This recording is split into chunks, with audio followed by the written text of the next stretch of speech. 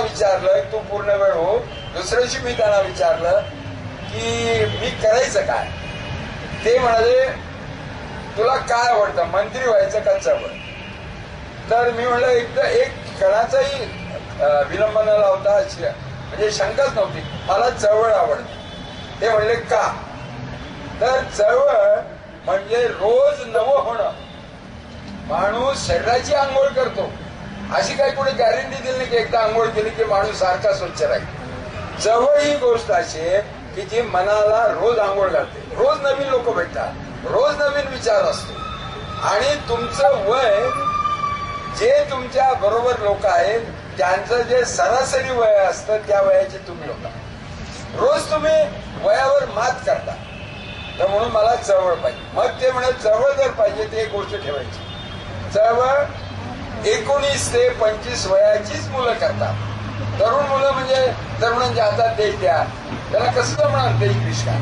तरुण म्हणजे बाकी काही नसतं, एनर्जी. जेव्हा लोक म्हणतात तरुणांच्या हातात देश द्या तेव्हा त्याचा अर्थ असा असतो की आता देशाला एनर्जीची गरज आहे, ऊर्जेची गरज आहे. तरुणपणी फक्त ऊर्जा असते.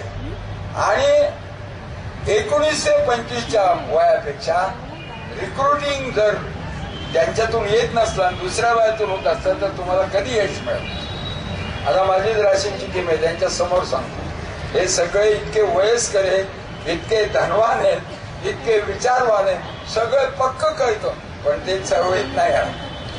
तो त्यांचा काळ होता 19 ते 25, तेव्हा एनर्जी होती. आता मुलाबाळांची काळजी आहे, अमुक आहे तमुक आहे, लग्न हे ते. तर ज्याला चळवळीचं नेतृत्व करायचं आहे किंवा ज्याला चळवळ बांधायची आहे त्याने एक लक्षात ठेवलं पाहिजे, आपल्या समोर बसणारे 19 ते 25 वयाचे पाहिजे. हे जुने टाकून द्यायचे असं नाही, त्यांचा पण उपयोग आहे. पण मूळ चळवळीला 19 ते 25 मुलं पाहिजे. आणि ती युक्रांमध्ये येत आहेत. ही आता म्हणजे माझ्या अभ्यासांती सांगतोय, तुम्ही पण पहा. राज ठाकरेकडे जी मुलं येतात ती झुंडीने येतात आणि त्यांना पहिल्यांदा शिकवलं जातं, राजसाहेब बोलतील ना, ते विचार करतील ना, तू विचार करू नको.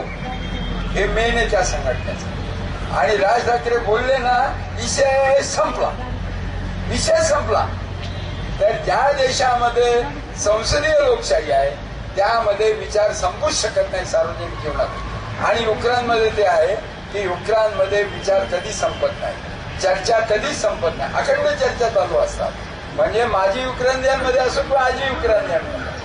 तर हे वैभव आहे आणि हे वैशिष्ट्य आहे युक्रांचं. आणि त्याचा परिणाम म्हणून पहिले 3, 4, 5 वर्ष आम्ही जरा जुने लोक काही चालवत होतो. आता मात्र आम्ही असं ठरवलं की ही जी मुलं चालवतील तेच युक्राईन ट्रान्सफर होणार. नाही तर बऱ्याच वेळेला माणसांना असं वाटतं आपल्यानंतर अमुक संघटना चालली नाही म्हणजे इतिहास लिहिल की हे ग्रेट होते. हा अतिशय चुकीचा विचार. पुण्यामध्ये एक साप्ताहिकाचे संपादक होते, फार चांगलं साप्ताहिक होतं आणि त्याचे परिणाम म्हणजे पिढी घडवण्यात झाले. पण 25 वर्ष झाल्यावर त्यांनी एक सभा घेतली आणि सांगितलं ह्या पठ्ठ्यानं 25 वर्ष मासिक चालवलं आहे आणि अभिमानानं सांगतो मला एकही कोणी दुसरा मिळाला नाही, माझ्यासारखा मीच आहे, म्हणून आज मी हे बंद करीत आहे.